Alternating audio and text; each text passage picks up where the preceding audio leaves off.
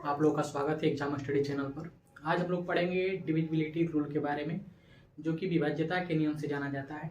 आज इसका पहला क्लास है, जिसमें हम लोग पहले स्टार्ट करेंगे दो की विभाज्यता का नियम क्या है।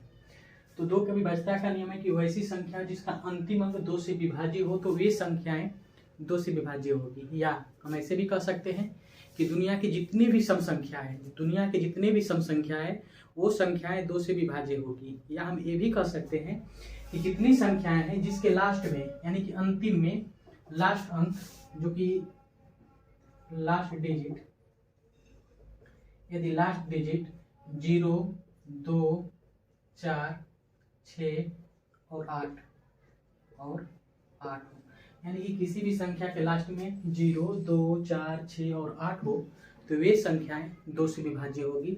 आप एग्जाम्पल में समझ सकते हैं।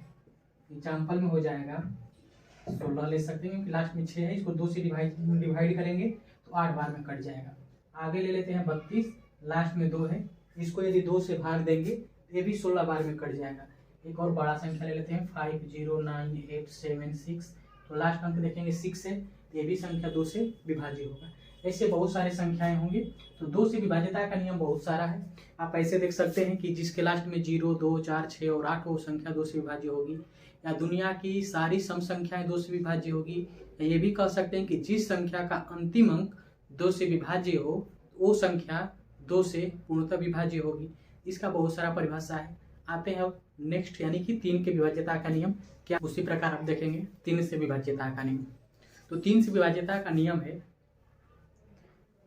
कि वैसी संख्या जिसके अंकों का योग 3 से विभाज्य हो तो वही संख्याएं 3 से विभाज्य होगी। यानी कि जो संख्या दिया रहेगा उसकी सभी संख्या जितना उसमें संख्या होगा सबको जोड़ेंगे और जोड़ करके 3 से भाग देंगे। यदि कटेगा 3 से तो वे संख्या 3 से विभाज्य होगी। एग्जाम्पल में समझिए, एग्जाम्पल में ले रहे हैं 5, 9, 1, तो इतना बड़ा संख्या, इसको डिवाइड करना पड़ेगा 3 से चेक करने के लिए। नहीं तो हम करेंगे क्या कि 5 को 9 को और 1 को जोड़ेंगे, 9 और 5 14, 14 में 1 जोड़ेंगे तो 15, यानी कि 15 जो है 3 से विभाज्य है, 5 बार में कट जाएगा।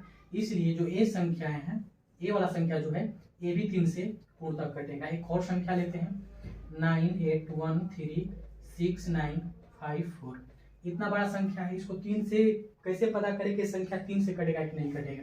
तो करना कुछ नहीं, सारे संख्या को जोड़ लेते हैं, ऐसे ही जोड़ते हैं। 9 और 8 मिलकर 9 और 8 मिलकर 17, 17 और 1 18, 18 3 21, 21 6 27, 27 9 36, 36 5 41 और 41 4 45, यानी कि 45 आएगा। और इसको 3 से डिवाइड करके देखेंगे कट रहा है कि नहीं, तो 45 3 से कट जाएगा 15 बार में। इसलिए जो टोटल संख्या ये वाला ये भी 3 से कट जाएगा। तो हम बस ऐसी संख्याओं को जोड़कर ही देख सकते हैं कि वो संख्या 3 से कटेगी कि नहीं कटेगी, और ऐसे चेक करके हम मतलब टोटल संख्या के बारे में बता सकते हैं कि 3 से कटेगी कि नहीं कटेगी।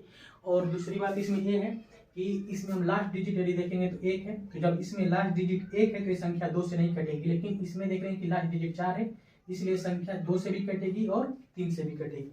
और आगे का क्लास यानी कि 4 का जो डिविजिबिलिटी रूल है वो नेक्स्ट क्लास में करेंगे। 4 और 5 यानी कि एक क्लास में 2 डिविजिबिलिटी रूल लेकर चलेंगे।